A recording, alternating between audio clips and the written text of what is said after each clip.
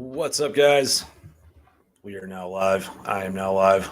Sorry for the slight delay on getting on the air. A couple of technical issues here, but we are good to go now. I am Graham Coffey. This is DawgsCentral Live. We are here on a Tuesday night.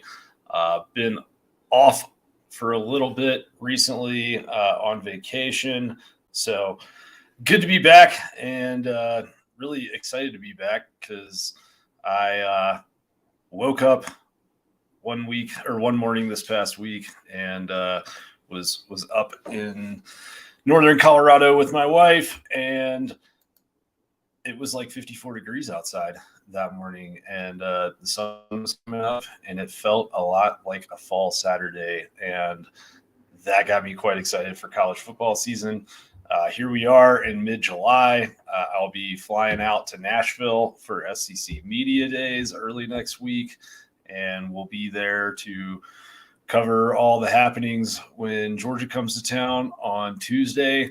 And that's always kind of the official start to college football season. So really excited that we're here, and definitely will be ramping up the amount of broadcasts that we have on this channel coming forward, and won't always just be me rolling solo. We'll definitely have a lot of our DawgsCentral personalities on here, and all sorts of interesting guests. So thank you for being here this evening. Appreciate you guys joining as always, and a special thank you to any and all of our DawgsCentral subscribers who are present with us. You guys give me the ability to do this, right?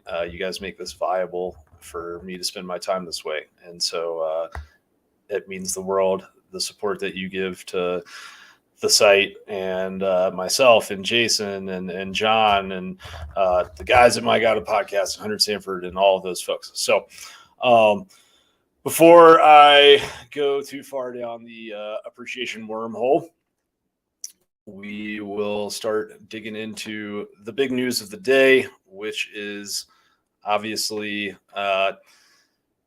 Georgia and the AJC, right?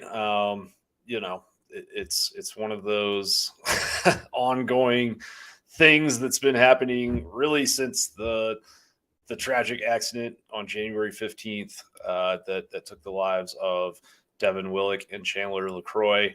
And for quite some time, the AJC has been reporting on all things related to the Georgia football program. And before I get into the letter, I want to make a couple of things clear on where I stand. The first thing is that investigative journalism is good. People need to poke around and ask questions and file Freedom of Information Act requests and do things like that. And I'm a believer in journalism. I am a journalist, right? So I'm not in the camp of, don't poke around, don't uncover anything. Facts are facts. And I think the more facts that we have as human beings, the more educated decisions and opinions that we can form on the institutions that exist in our society. So want to be clear that, whatever conversation comes next on this show, I am a fan of journalism. Obviously, if you have been on the internet today and you move around in UGA adjacent spaces, you are aware of the fact that the University of Georgia sent a 9-page letter today to the Atlanta Journal-Constitution, and that they requested that the AJC retracts a previous article that they have written. That article had a very salacious headline to it. Let me just recall real quick what it was. The name of that article was UGA Football Program Rallies When Players Accused of Abusing Women. If you subscribe to the site, you might have seen I wrote a little something on that piece the weekend after it came out. First I want to say, when that piece came out, it made me, and I think a lot of us who cover the team or are close to the program question a lot of things. It's like, am I being lied to? Are things just drastically different than how they've been presented to me by people who are involved with the program or that are close to the university, right? And so when that question pops up, you start digging. And I, started digging, and I started talking to people, and I, wanted to make sure that I wasn't on the wrong side of this, because if I'm a UGA alum, and that's always a tough territory to walk. Like, whenever I write something about Georgia or tweet something about Georgia, people are going to assume that I am biased towards Georgia. And I try very hard to walk a line of fairness and to not just give the benefit of the doubt anytime, a good story comes out or a bad story comes out. Like, I 100% am here to form my own opinions. And so when the AJC released their article, I believe 10 days ago now, with the big claim in that piece was that Georgia's had 11 players accused of violence against women that remained on the team. And I dug into it, and I talked to people again. Some people that I talked to previously, I asked again, like, are you sure there's nothing to this? And the answer was unanimous in terms of, like, hey, Kirby Smart's whole thing since he showed up in Athens, something that he tells his players all the time is that if you put your hands on a woman, there is nothing that I can do for you. And that was repeated to me over and over. It became very clear to me that at least in terms of, interpretation of reality, what was presented in that article and what people who are close to the program experience every day, two wildly different things. And so in that sense, I'm not surprised that this has happened. But I am surprised just that Georgia has come out in this public of a way. For as long as I have been not just covering Georgia, but following Georgia, I can't recall any time where UGA has come out against a media report in such a strong manner. And I think when you go through the letter, it's pretty clear why they did, right? And so, the biggest part that stands out to me in terms of the letter, they start by kind of going over that charge of 11 players on the team that were accused of violence against women. And Georgia points out, as I did in my own commentary on the article on our website, which I was very clear was commentary, but there's only 3 players named in this piece. So where's the number 11 coming from? Which is a question that I've had ever since it came out. But,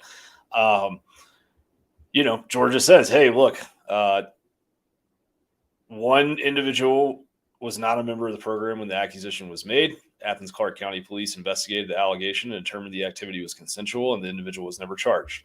The second individual was suspended immediately when the program learned of the sexual assault allegation, and his college career ended without ever playing another down, even though to this day he has not been convicted and remains innocent until proven guilty. That would be Adam Anderson. And the third player was immediately suspended and never played again for UGA after being charged with unlawful surveillance, not sexual assault, as Mr. Judd claims, even though the charges were ultimately dismissed. These are hardly examples of players remaining on the team after being accused of violent encounters with women, much less of a program rallying behind them. And these are the cases Mr. Judd describes as the most serious examples of his claim that the football program actively supports student athletes accused of abusing women. This is a 9-page letter, so I'm not going to read it all on the air because that wouldn't make for very good television or podcasting. But it is, from a legal standpoint, like it's a surgical evisceration. It goes fairly deep on a lot of different claims that have been made by the Atlanta Journal-Constitution over the course of many months. Most of it focuses on the article that came out 10 days ago around the claims that Georgia rallies around players who are accused of violence against females, but it also goes, deep into different things. The previous examples of bias and inaccurate reporting section starts at the bottom of page 7, and it talks about, there was a piece written in late February about how a star football player for Georgia led a police officer in a high-speed chase through the Athens campus. It says police records in the AJC's possession showed that the alleged pursuit occurred on a bypass outside of Athens, and the student athlete was not aware he was being pursued, and at no point was the officer directly behind the vehicle with his lights or sirens activated. It's pretty incredible to see this. I don't think that I'm having a hard time recalling a university coming out against published reports, a college football program coming out against published reports in this strong of a way. And the question is why. The timing of this is not a coincidence, right? SEC Media Days is a week from now. Kirby Smart, a little less than a week from now, is going to stand up on a podium in front of a bunch of us, and we're all going to have the opportunity to ask questions. And I mean, I've been thinking about that day for a little while now, and I've been thinking about, how interesting or maybe uncomfortable, or I'm not sure what the right word would be, that press conference could be with some of the recent coverage of Georgia football, just because you're not just going to have UGA beat reporters at SEC Media Days. You're going to have everybody there.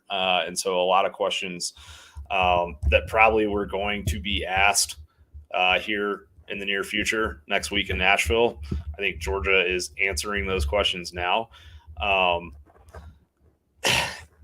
There is a lot of times where an article comes out and a publication presents facts, and then they editorialize those facts, and an institution or a head coach or an athletic director is going to disagree with how those facts were editorialized. This is a step further than that. This is basically saying, no, like your facts are wrong. The premise of this is wrong. Not just your opinions, not just the editorialization of it, but the actual basis that you started with, the foundation of your take is wrong. So, your take basically has to be wrong. I don't know what's going to happen with this in the long run. Like how will the Atlanta Journal-Constitution handle this? No publication ever wants to write a retraction. A lot of times they should be written and they don't get written, but we will see. I'm not surprised that, there's people coming forward saying that they're misquoted and telling that to UGA's legal counsel. I spoke with Jalen Carter's attorney, Kim Stevens, the day that Carter, put out a statement through the attorney and basically, announced that he was going to plead guilty to some charges. That statement from Stevens said that Jalen Carter never fled the scene of the accident on January 15th. And then within a couple hours, the AJC published an article, and it quoted Stevens as saying that he did not dispute the AJC's reporting, which I felt like his statement was in contrast with that. The statement in and of itself disputed the reporting. So I called him up and, basically asked him what the deal was. And he said that when the AJC reporter called and asked if he disputed the Atlanta Journal-Constitution's reporting, that he told him he couldn't dispute reporting that he never read. There's been some things here for a little while that, make it clear that there's maybe not just a clear presentation of the facts that's been happening. The thing that I want to be clear on is that Georgia can put out a statement and has put out a statement saying that the AJC has gotten some of these facts wrong.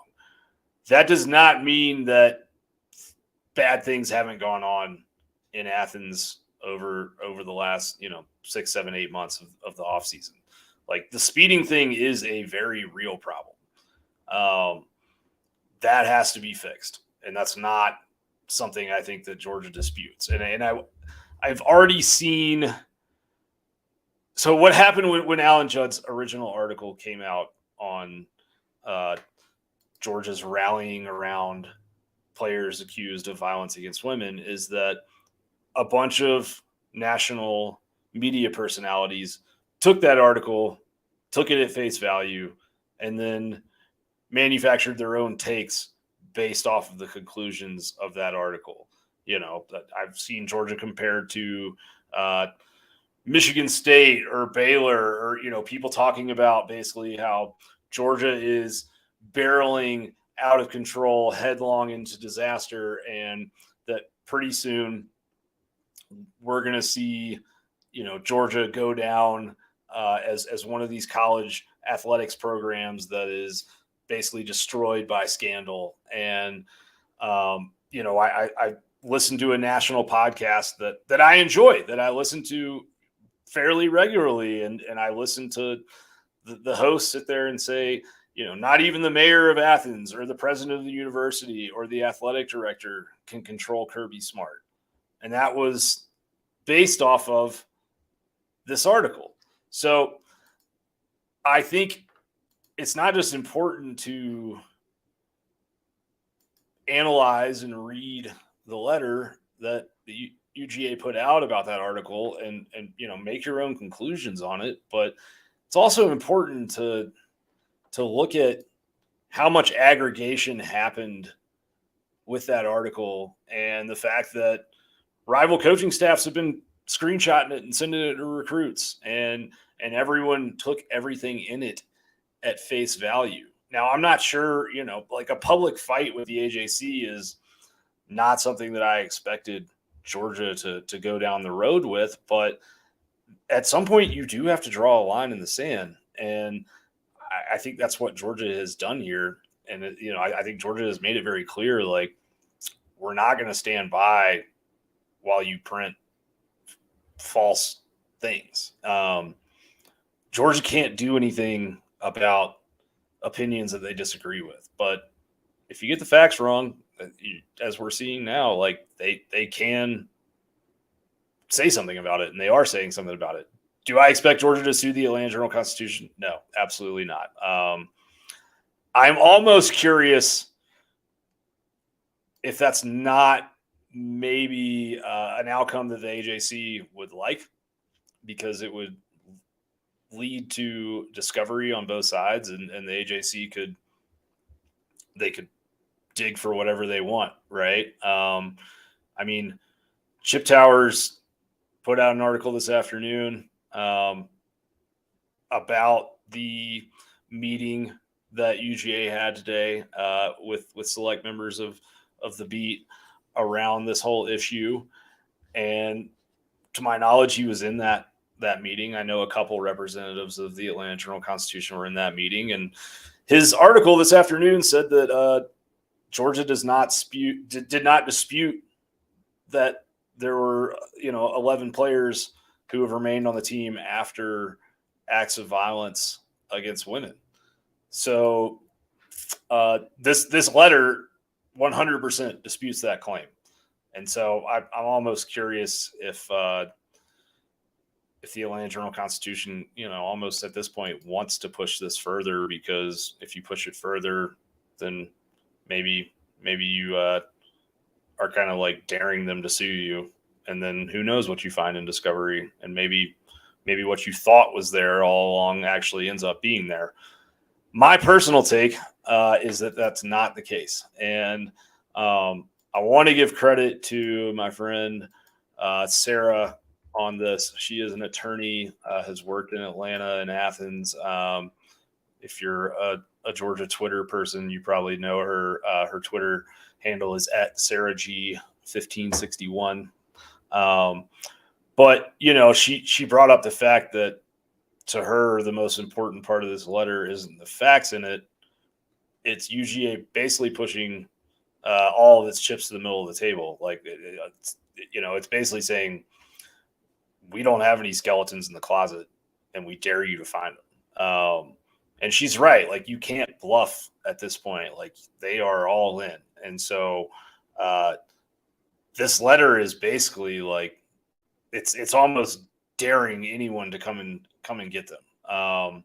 So her point or opinion on Twitter is basically that, if they're doing this, then there's probably been a very thorough internal look of, let's make sure we have all our bases covered and we're not going to look like idiots later for putting out this letter and kind of, saying we're on the high ground here.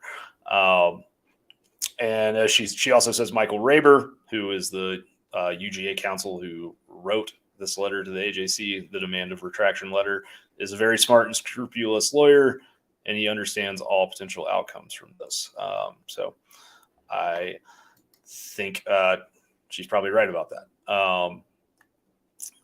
I am interested to see where things go from here. I think that there is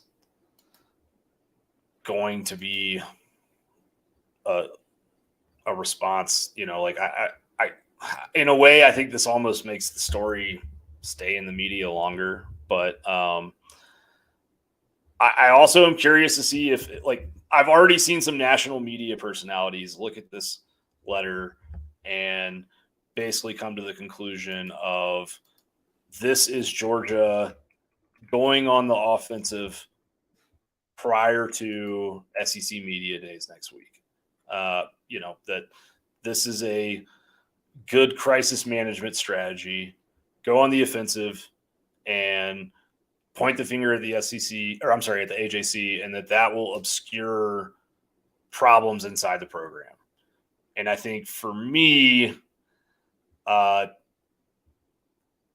you see this happen anytime a journalist or a publication gets kind of attacked or someone calls them out. You will see a lot of other media members kind of like run to the defense of that publication or of that journalist.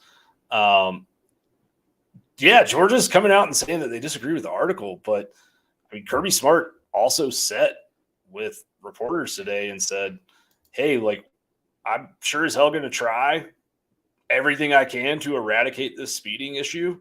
And we have an issue, but I also don't know if I'm ever going to be able to do that.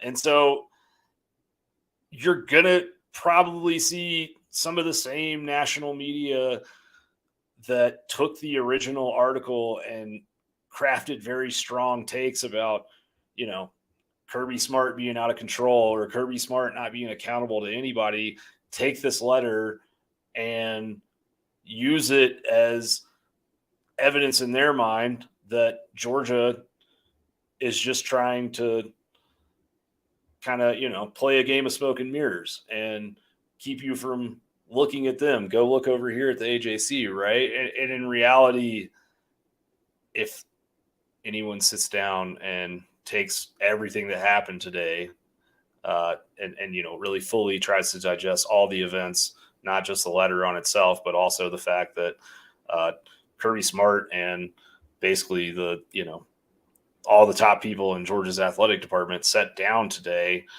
and there was plenty of accountability taken for, the speeding that's been going on and the behavior of players in the program. Georgia is not trying to pretend like everything is perfect, but they are saying the idea that there is a culture here that rallies around players who are accused of abusing women is ridiculous and fabricated. And I agree with it. I think it's right. I mean, it is correct. They've got to fix the speeding. they also aren't out there, putting out messages of acceptance to their players around treating women badly. Those two things are not, mutually exclusive. And so I want to be very clear on that. It is okay to sit here and say that the Atlanta Journal-Constitution did some good reporting since the tragic accident on the night of January 15th, because they have. There's been good facts that they have discovered through Freedom of Information Act requests. It is also okay to sit here and say that they have twisted some of those facts or fabricated some of those facts to fit the narrative that they want to push.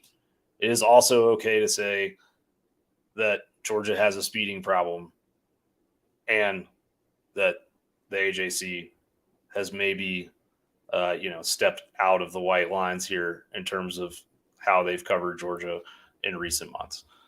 All of those things are allowed to happen at the same time. And so if you read takes on Twitter saying that Georgia's just trying to, distract from what's really going on and the problems in the program, then don't listen to it, or just repeat what we just talked about. All right. If it's all right with you guys, I am going to move into some actual football type stuff. Rachel Skinner asks, is press conference today online somewhere? No, it was not really a formal press conference, is my understanding. It was more a sit down in one of the kind of the meeting rooms on campus there, and really more just an hour long conversation between Georgia's brass, Kirby Smart, Josh Brooks, Doris Griffin, who's the, I believe, senior deputy athletic director, and the Office for Equal Opportunity. I'm saying that wrong, but basically, the Georgia's Title IX kind of office. And I can tell you guys, I mean, before we wrap this up, I'll just say that, I've talked to people within that athletic department, and I've asked questions, and the answer that's come back is, every single incident that has happened involving a female and any athlete, not just a football player, gets reported immediately to either the Athens Police Department or the Office for Equal Opportunity, whichever is the proper channel, depending on that incident. And so, there's not some big conspiracy going on here, regardless of what some might have you believe. Okay. I play games. Wants to know, is Ellis Robinson the force? Recruitment totally shut down now? Yes, it is. He is not taking any other visits. He will be a Georgia football player, and I believe he plans to enroll early, but don't 100% quote me on that. I will ask him, though. All right, let's get into some questions. And if you have a question you're watching live, just put it in the chat and I will answer it. That is one of the advantages of watching live. All right. Tampa Dog has a recruiting question, kind of asked about Alabama's recruiting class for 2024. He says, I know Alabama tends to get off to a slow start in recruiting, but this one feels slower with the amount of big-time kids already committed. Do you think they end up with a top 5 class again still? Yeah, recruiting's changing, right? Like, Georgia has basically a full class worth of recruits right now, and it is it's not even July 15th yet. We're not even SEC Media Days. In years past, they might have 8, 9, 10, 11 right now. So I think with NIL, guys, they want to find their spot. They want to secure their future. They want to make sure they have a place. And so there's, I think, kind of less games that are played. If I was a 5-star recruit personally, I would wait till the very end of the cycle and then talk to, 2 or 3 teams that just had a really bad regular season with head coaches that are on the hot seat and in need of some positive headlines. And I would leverage the shit out of it and demand a large NIL package and make sure that my mama got a house and I got a new car. But that's just me. I do think Alabama is a little bit behind where we're used to seeing them. It's not just that they are not sitting here with a lot of commitments. It's more that, they're still, I think, they're just not in on all the guys that we're used to seeing them be in on. I mean, Julian Sayin is a great quarterback, but that's not really been the issue with Alabama football lately. Like, Alabama's got skill players. They're going to have athletes in the secondary. Front seven and offensive line has been the problem with Alabama football lately, and I don't really see anything happening yet for them that would make me feel better about that. I mean, they have a couple 4-star linebackers committed. Just to be 100%. I mean, they're both top 200 players, so I'm sure they're good players. They're not stars, but they're probably going to get DeMarcus Riddick to flip from Georgia. So that will be a big get for them, right? I don't see the offensive line recruiting. They've got one 3-star guard who's 6'4", 295. So that's more of a probably developmental prospect in the SEC as an inside offensive lineman. So I think it's fair to say that, they probably, are in need of some help there. They also, though, will likely we'll probably see them make a big push. They have NIL resources. Like, they're not gonna go out quietly, but they're sitting at 12 commits right now. They are still ranked 4th nationally. So, will they end up with a top 5 class? I'd be surprised if they didn't, but maybe they don't. I just think as long as Saban's around, it's going to be hard for them to not end up with a 5-star class. But you look at top prospects, and they're coming off the board quickly. Like, a lot of guys are wrapping up their recruitments and making their decisions. And I think the honest thing, regardless of what Alabama is telling people, is if you're a recruit right now and you're sitting there, do you really think that Nick Saban is going to be your coach when you finish your career? If you're a 2024 kid, you're talking about enrolling in December of 23 or in, May of 24, June of 24, whenever it is. And then is he there 4 years later? I don't think so. I know he says he's going to be. I know his contract says he's going to be, but I don't think he is. And I think, if he's able to snag another national title, then I think he walks away then. So, I mean, the question is, do you want to go to Alabama if they haven't won a national title in that would be 6 years at that point, or 7 years? Something like that. Yeah, 6 years, maybe 7 years. And then, or do you want to be coached by the guy that's got to replace the greatest of all time? And do you think that a really good football coach is going to sign up for that job? Nobody smart with a very bright future is going to come in and try to be the guy that replaces Nick Saban, because you're not going to be successful. You want to be the guy that replaces the guy that replaced Nick Saban. So, Harry, I agree. Bama's line of scrimmage recruiting has slacked, but even more fascinating is that Bama's line of scrimmage recruiting hasn't slacked.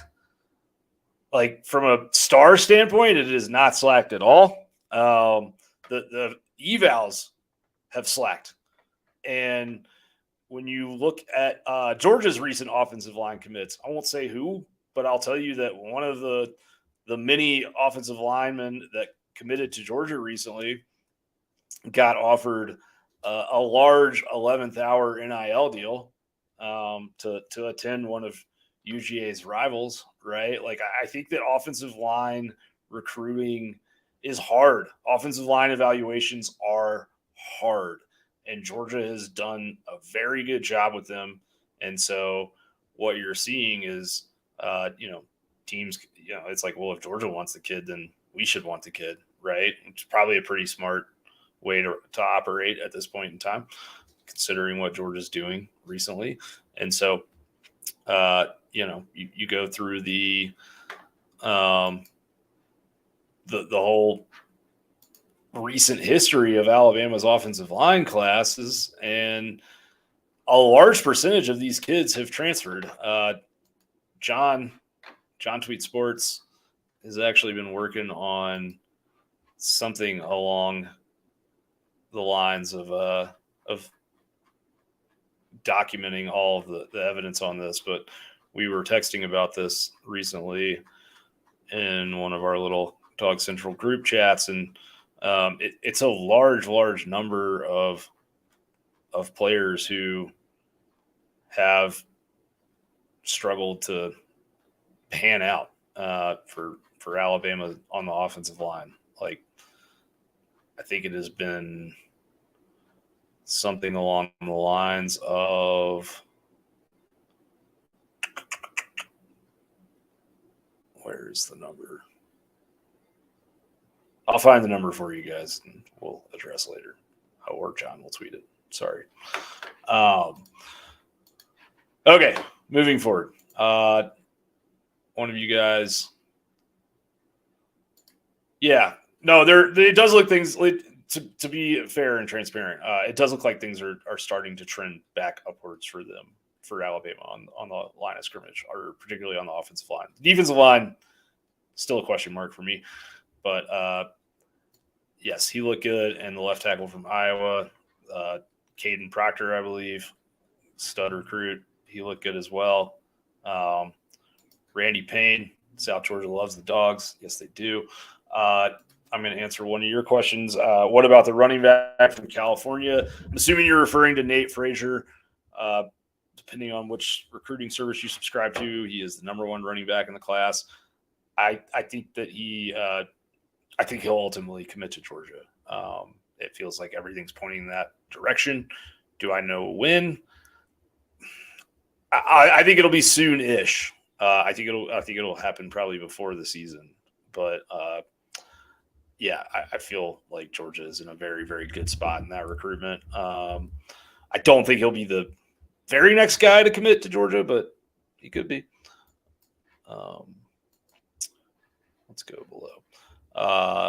Is Oregon getting two linebackers recently? Good news for UGA and Justin Williams. Yes, it is. We at DawgsCentral were the very first media outlet to put out a public prediction for Justin Williams to go to Georgia. We did that, I believe, sometime last week, and a lot of others have followed following this past weekend. Yeah, I think Justin Williams is going to go to Georgia. If you want to know when that's going to happen, truthfully, there was some sources that thought it might go down this past weekend. It didn't. I think that it will probably go down soon, though, and it might not happen until after DeMarcus Riddick makes his decision. One thing we know about Kirby Smart is that he loves to follow a bad recruiting headline with a good recruiting headline, and I think that DeMarcus Riddick is probably going to flip out of this class, most likely going to flip to Alabama. And what is a bigger flex as a college football program than to to lose, a highly rated linebacker to a conference rival, and then to get a commitment from an even higher rated linebacker. Like, that's, I don't know. I mean, it's heady times to be a Georgia fan, especially if you're a Georgia fan who likes to follow recruiting, because it's about as good as it gets. Speaking of linebacker recruiting, our good friend Craig Lawson is asking, is Chris Cole a realistic option as second inside linebacker, assuming Riddick flips and Williams commits? I'm very interested to see what Georgia does with the linebacker class. Let's assume that Riddick flips and Williams commits. You get Williams. Williams is an all-around guy. He reminds me a lot of like a Smile Mondin.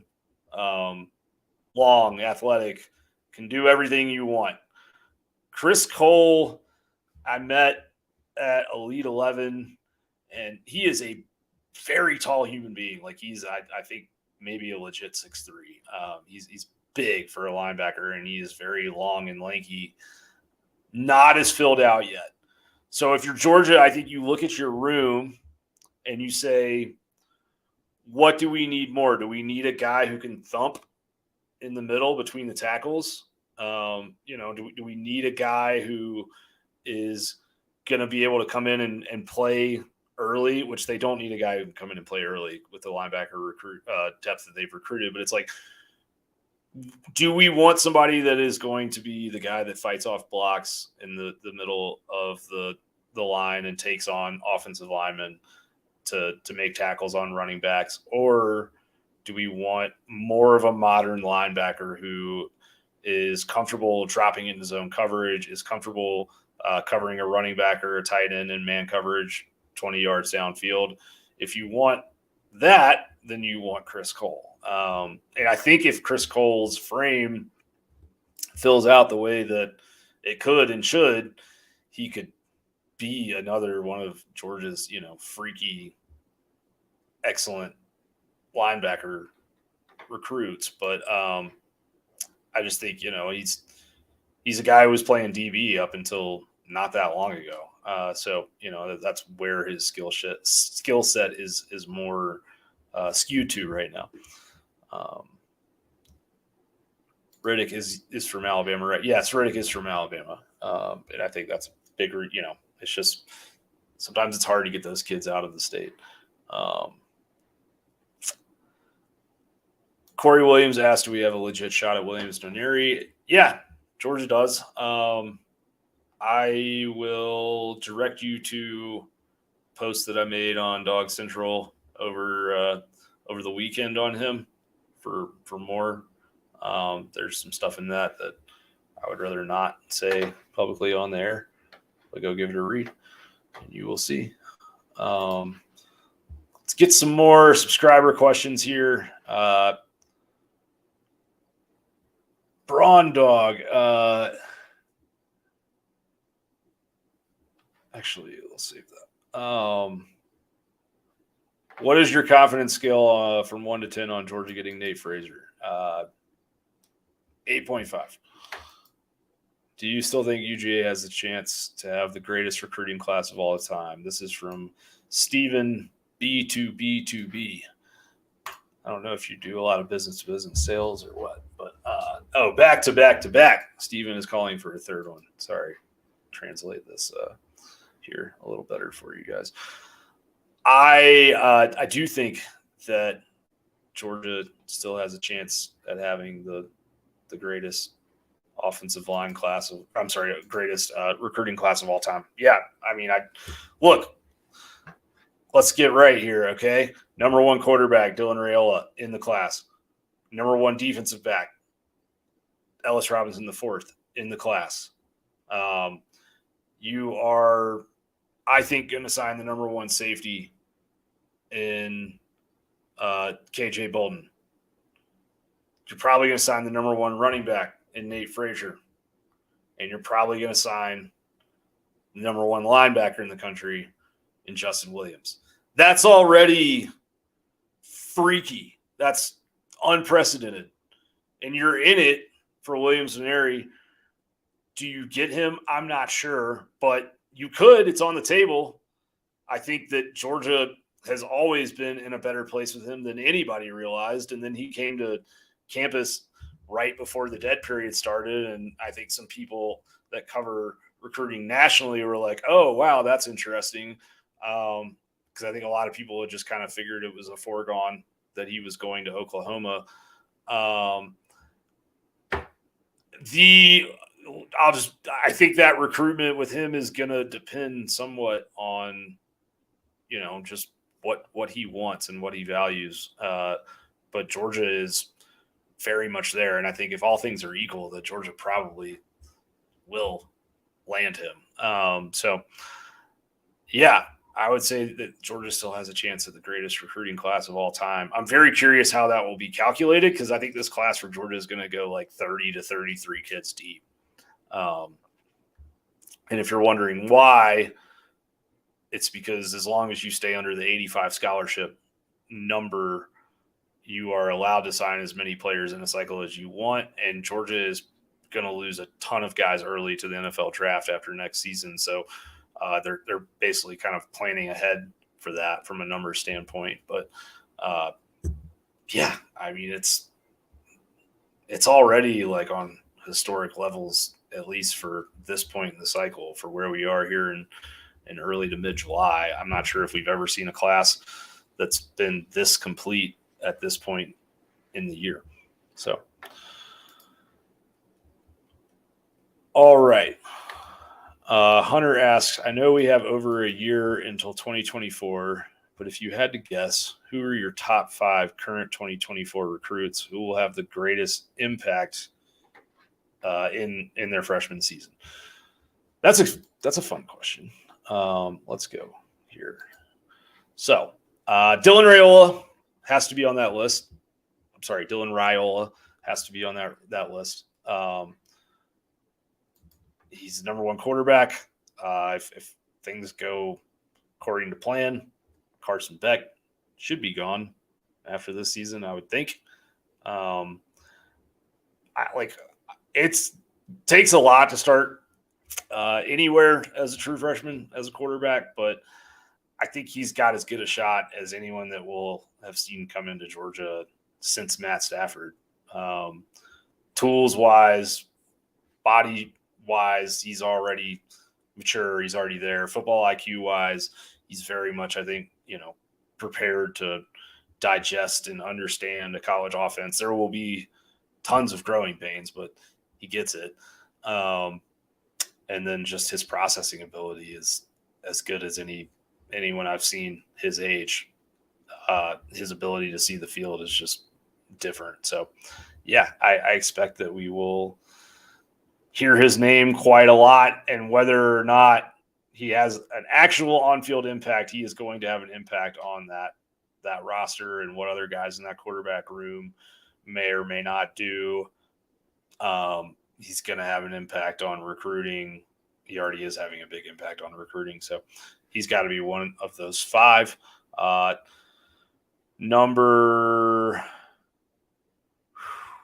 not doing these in any particular order. I'm just going to give you guys 5. I think you have to have Jaden Riddell on the list of impact players for their freshman season from this 2024 class.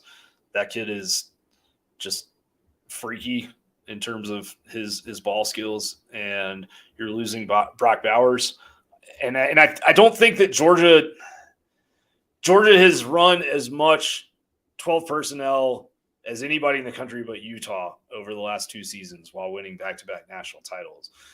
Some of that is because they had the right personnel to do that with Brock Bowers and Darnell Washington, but some of that has been very intentional in terms of how Kirby Smart has designed his team and the versatility of his offense, and wanting to be able to go and create matchup conflicts for every team that they face.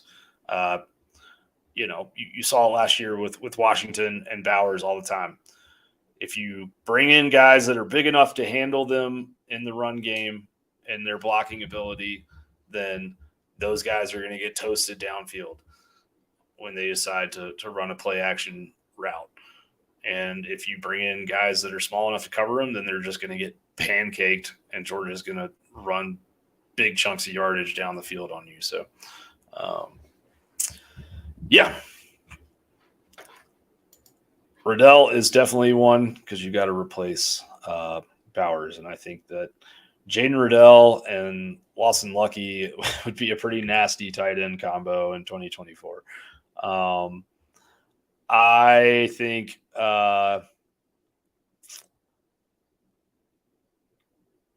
the running backs are going to have to, Georgia's going to need some running back depth. They like to play lots of guys at that position. So I'm curious to see, like, Nate Frazier is awesome.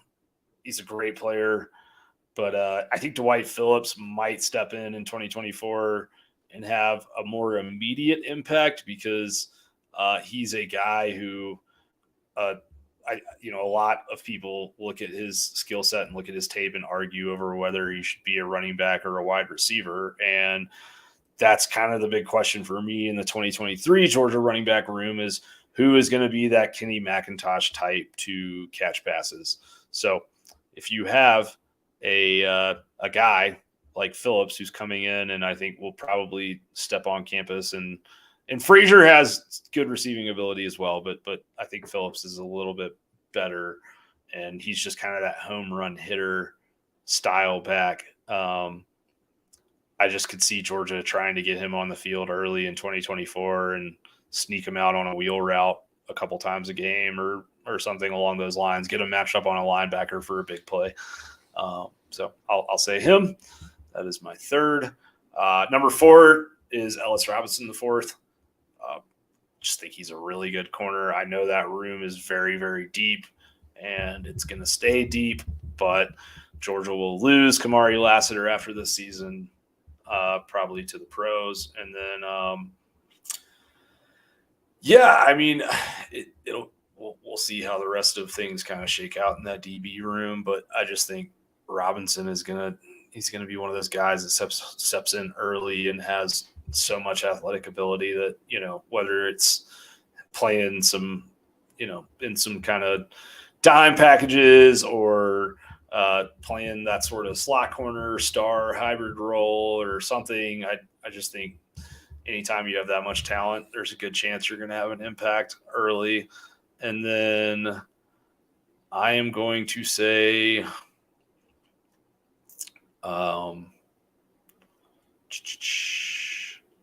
who else do we got here? I think that number 5 could be. I mean, we know that Georgia likes to play a ton of defensive linemen, and we know that they like to get these young guys in on third down packages and just tell them to go chase after the quarterback and make sure the quarterback doesn't don't lose contain on the quarterback. And if you see a lane where you can get there and sack him, go. So I look at Joseph Jonah Ajonye, just his natural kind of freaky athleticism, good fit for that role, as is Nnamdi Ogboko. Excuse me. Sorry for that. I think, I'm sorry, not Ogboko. The other kid that they just signed. Sorry. What's this defensive lineman's name? Oh my God. I'm drawing a blank. Justin Green could be one. But yeah, I mean, I think Georgia is going to, if you're a defensive lineman or an edge rusher and you sign with Georgia, you got a chance to get on the field early. So yeah, we'll see. Sacred Grove. What about Oscar Delp? I'm assuming you're referring to my comment on Lawson Lucky and Jaden Riddell being a good potential tight end combo in 2024. Oscar Delp's still a good player. I just think that Lucky, just might be better. That's not a knock on Delp. I just think, the question with Delp for me is going to be, will his blocking ever kind of fully get to the spot where he's a guy that Georgia trusts as an inline tight end, for 3 downs. And I'm not sure it's there right now. And I think it's going to take some time to get there. And so we'll see, right? We will see. But I think his route running ability and his pass catching ability are still very, very good. But, Georgia, what they need in their tight ends is less kind of that stand-up flex tight end, and it's often more about getting in the trenches and creating numbers advantages in the run game or creating matchup problems downfield. So that's why I said what I said. Moving along. Top 3 offensive and defensive players that weren't starters last year. Man, you guys are putting me to work today. Okay. One moment, please. Pull up my roster here.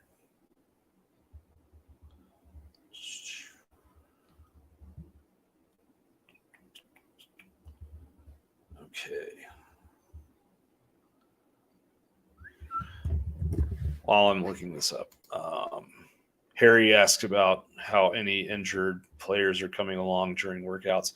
I still don't have really good intel on that. I don't think I will until fall camp starts, but I think everything's moving along fine. I know Mondin is – I've heard just kind of that usual sort of cliche, like shows up and works really hard on his rehab type thing on Mondin, which I believe. I'm not saying it's not true or anything. It's just like, I think him and Branson and those guys are all doing what they need to do to get back on the field.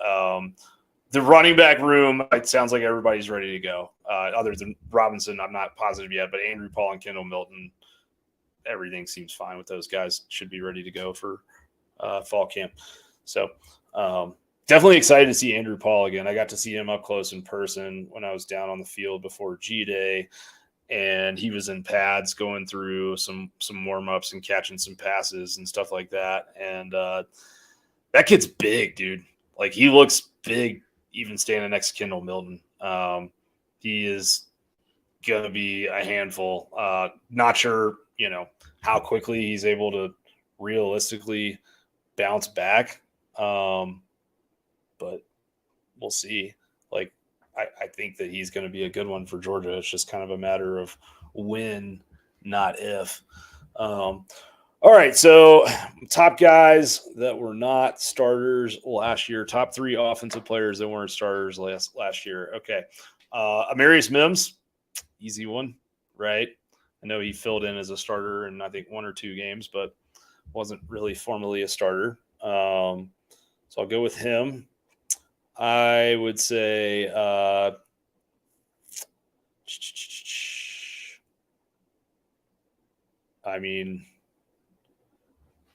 think one of them is a healthy Kendall Milton. Like, if Georgia gets 15 games of Kendall Milton healthy, that's hard to not like their offense even more, just because that's sort of matchup problem philosophy that we were just talking about in regards to the tight ends very much applies to a running back like him who, can be a bruiser in the secondary and knock over your defensive backs and really mess up the second level of your defense. But he's a better pass catcher than people realize. Like, we've seen him catch some wheel routes over the years, and he's got natural hands. Like, he can do things downfield.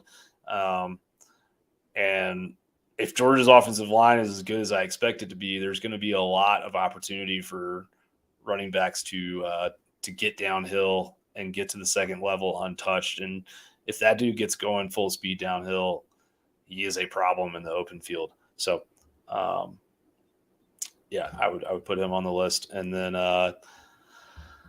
I think the third one I'm going to agree with our friend Craig here is Dominic Lovett. Yeah, I mean what he did at Missouri was pretty impressive. One stat that I like to look at, it's kind of a weird stat, is yards per route run, and I just think it's informative because you get lots of wide receiver stats, in the sport, and people bring up, oh, this guy had this many receptions. It's like, well, okay, but he caught 4.5 screen passes a game, and 3.5 of those went for less than 6 yards. Like, receptions maybe doesn't mean that much, or yards per route run just is very good distillation of like what happens with your opportunities, right? How many routes you run and how many yards each of those get. And the benchmark for, I would say, very good to elite wide receiver play in the SEC over the last few years has been 2.00 yards per route run. Okay. And so I look at that, and I look at Dominic Lovett's season last year, and other than Jalen Hyatt, who won the Biletnikoff Award, if you look at guys that had more than just, like 10 targets or something like that, Lovett was the highest YRR, yards per route run, in the SEC. So that's pretty good, right? I think it's very good. And you look at his YRR, let me figure out what it was here. Forgive me. 2.94 yards per route run. So that's a lot. It's not, just to be clear, because you said I used to run 15, 20-yard routes every play in high school. They just never threw it to me. It's how many yards receiving you have per a route run, not how many yards you actually travel. We're not tracking these guys like soccer players and saying, oh, you ran 7 miles. Great work, great today. No, it doesn't matter. Like you said, if the ball doesn't get thrown your way. So Dominic Lovett, 2.94 yards receiving per every route run. You think about that, that's pretty damn good. Basically, every time he goes out for a pass, it translates in the aggregate to 3 yards for the offense. It's not bad for a guy who had 76 targets with 56 catches last year, but only ran 292 routes. Sacred Grove, who had the highest YRR on our team, I assume Brock. You assume correctly, I believe. Let me make 100% sure of that. Pretty sure it's Brock. Actually, it's probably Arian, but Arian didn't have a large number. Okay, so if you take garbage time out, this is actually going to surprise you. Brock was highest in 2021. So for 2022, Cole Spear, Savon Clark, and Mekhi Muse are all high on the list, but they had, a combined 6 catches between them. If you get into guys who actually played a decent amount, the first one you come to is Dominic Blaylock, who only had 16 targets and 12 catches last year, but they were very timely 12 catches. But Blaylock had 2.67 yards per route run last year. And then we had going down the list, you had A.D. Mitchell at 2.46, too small of a sample size to really matter. But he in 2021, he was, a high volume target for Georgia's receivers. But A.D. was actually only, I think he was like 7th or 8th on the team. He was like 1.37 YRR or something like that. So not super efficient, but he struggled with drops a lot in 2021. Kenny McIntosh, 2.42 yards a route run. Just another kind of good evidence of his value. Curious Jackson was 2.15. Again, he's kind of in that Blaylock category where not a very high volume receiver. If I was tracking, when I track this stat, I usually look at it across the entire SEC, and I'm usually filtering for guys with like 50 plus targets or 60 plus targets. Jackson had just 28. So when you get into the guys that actually had high volume targets, Lad McConkey was number 1 on the team in YRR. So 66 targets, 46 catches, and 2.1 yards per route run. And then Bowers is right after him at 2.09. And then Darnell Washington. Arian Smith is also another one of those guys in there, but only had a very small number of receptions last year and not very many targets. So not something I'm really going to pay a ton of attention to. But yeah, YRR is a fun one. We'll continue. I talk about that a good bit in the 12 takeaways pieces that I try to do. Not that I try to do, that I do every week during the season. So if you like nerdy stuff, come check us out at DawgsCentral.com. I forgot to do the top 3 defensive players who I think will be big names that weren't starters last year. Let's go down that list real quick.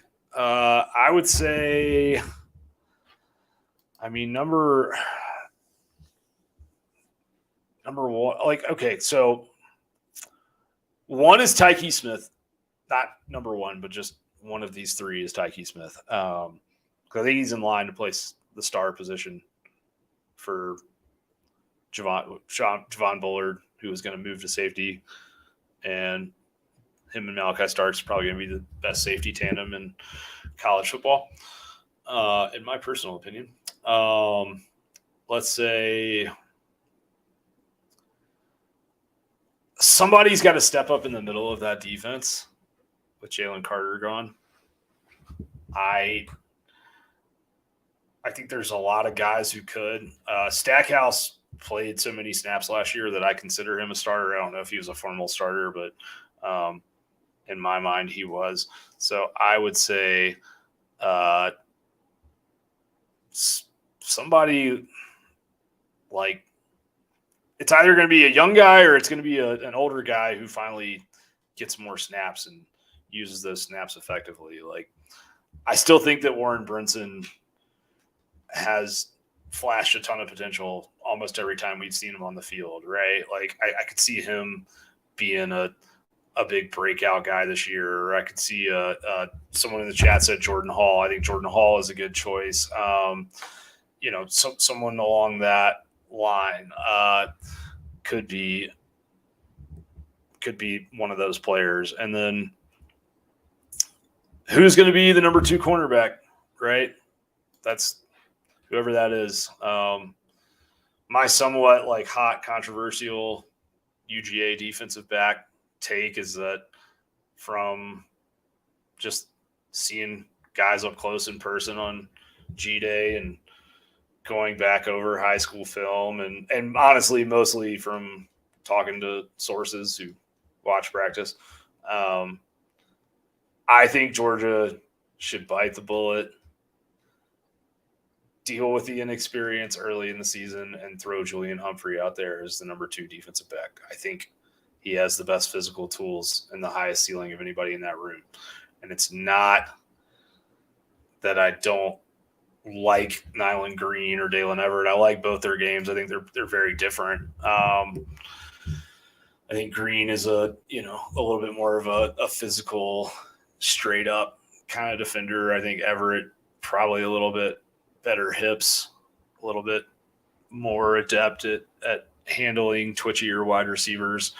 But I just think that Humphrey's the dude that if he hits right, can do it all, can do everything in the book.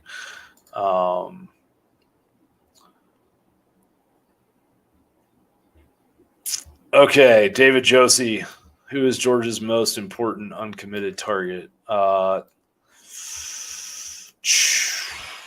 Most important. Well, they've done a good job of shoring up the offensive line, which is, I think, the line of scrimmage is most important to me. I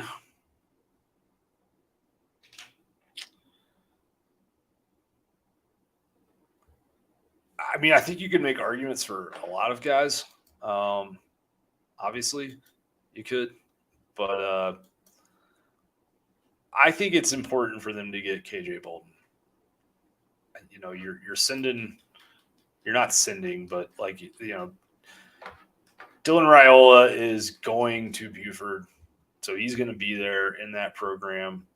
You almost never get elite players out of there, at least not in recent history, and it's one of the few football factories in the state that isn't just like a solid Georgia pipeline, and you need to establish that pipeline. And I also think that you're going to lose Bullard and Starks, and early, those guys are probably both going to be 3 and out, and you're going to have to replace that tandem over the next couple seasons. And so having somebody like Aguero is already a stud. He's going to be a very good player for Georgia. He just moves differently than most people do on a football field, but you need depth back there, and you need somebody. And yeah, Sacred Grove, you make a good point. Like, they lost Caleb Downs last year to Alabama. You don't want to lose an elite safety prospect, a number 1 safety in the country type prospect 2 years in a row.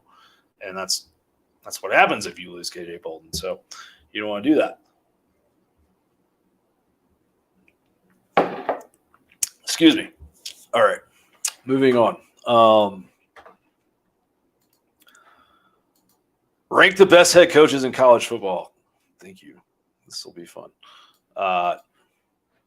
And then we got like one more and we're done. Yes, I play games. Starks has one more year after this year, but you got to replace those guys over the next couple seasons. What I think I said, or what I meant to say. Best head coaches in college football, number 1, Kirby Smart. I think it's kind of self-explanatory. I'm ranking guys off of who I would hire today if I had to pick somebody to run my program, not off of their history or their resume. If you're talking history, it's obviously Nick Saban. He's got a lot of national titles. Nobody's arguing that. But if I'm hiring somebody to run a college football program right now and deal with college football in its current format right now, which is NIL and the culture things that can bring to a locker room, and the balance that you have to do with kind of the de-recruitment period of different athletes. I want Kirby Smart to run my program. And I think that Kirby Smart has done a good job of not being seduced by what's popular in the sport. Nick Saban used to dominate college football by relying on his defense in the line of scrimmage. And then somewhere in the late 2010s, he popped up and, he brought in Lane Kiffin, which was not in and of itself a bad thing at all. But he changed his philosophy to everybody scores points now. So you got to be able to score a lot of points. And in doing that, he almost kind of started making an expectation for his defense to give up more points. And even during the kind of offensive explosion of 2019, LSU, and the 2020 Alabama season, where everybody pressured Kirby Smart to have a more high-flying offense, he still stuck to his guns with his defense and said, our goal is to give up 17 points a game, and that's what we're going to do. And then they went out against Clemson, a team that had been to the college football playoff, I believe, 6 years in a row, I think at that point, maybe 7, and held them to a field goal and won the football game. And then they're 29-1 since.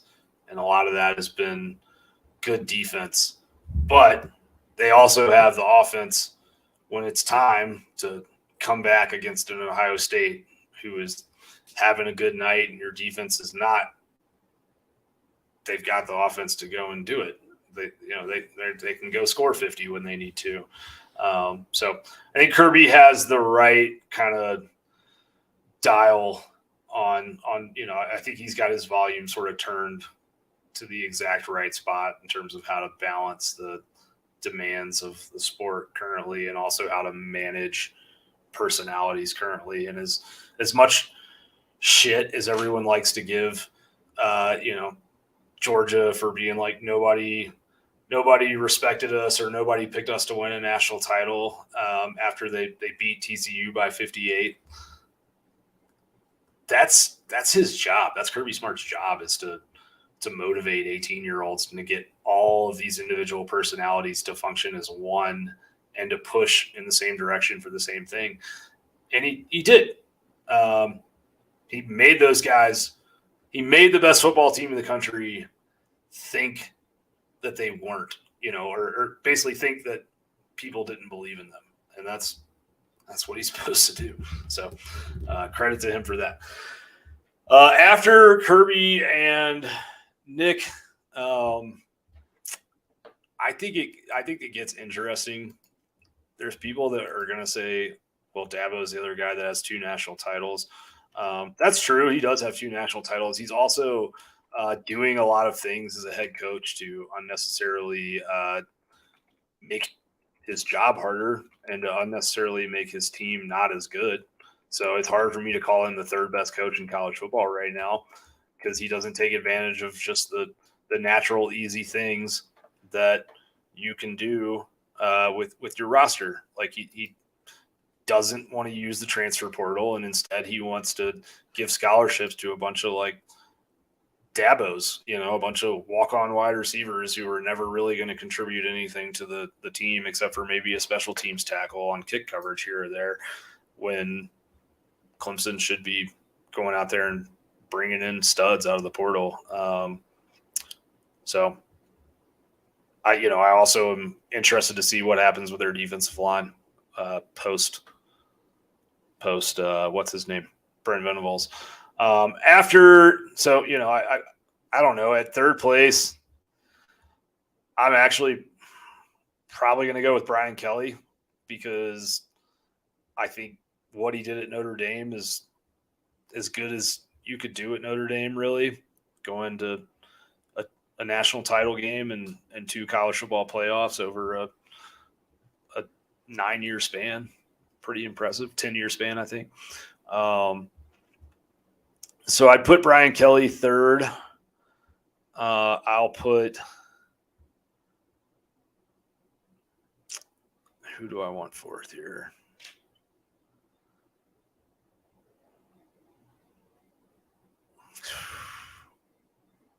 I will go with I'm going to go with Whittingham. I think that, he's good. I think he's done a very good job at Utah over the years, and I think he's kind of maximized the potential of that program. He's built it up from the bottom to the top. I don't always agree with his in-game coaching decisions, but I think if you put him at a bigger school with better resources, that he would outperform a lot of guys that maybe get ranked ahead of him. And that's why I'm not ranking like a Lincoln Riley ahead of him. Lincoln Riley and Ryan Day, their next good defense will be their first good defense. And I can't call you one of the 5 best head coaches in college football if you can't field a good defense. This is not just – I know that offense is sexy and people like to write about offense and tweet about offense, and people understand offense better than they understand defense. And so there's more people to talk about it, but I can't put you on the list. I would put Dabo at number 6. I guess I'll put Harbaugh at 5.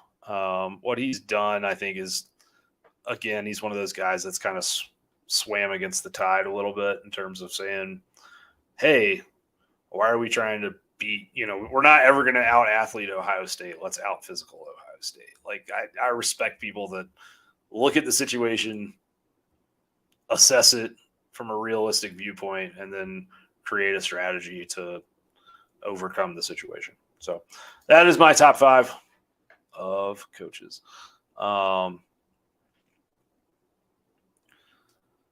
Who are emerging leaders on this year's defense and offense? This is from Boise Dog. Honestly, I would wait until fall camp to make any big proclamations on who the leaders are of Georgia's team. I do think that, Dumas Johnson is definitely one of those guys. There's some guys that are already established there. Cedric Van Pran, Brock Bowers outworks everybody. I think Gunnar Stockton is somebody who's already a strong leader for Georgia, just his work ethic and all of that. But yeah, I would hold off on kind of making that decision until we hear more about what happens in those brutal fall camp style practices.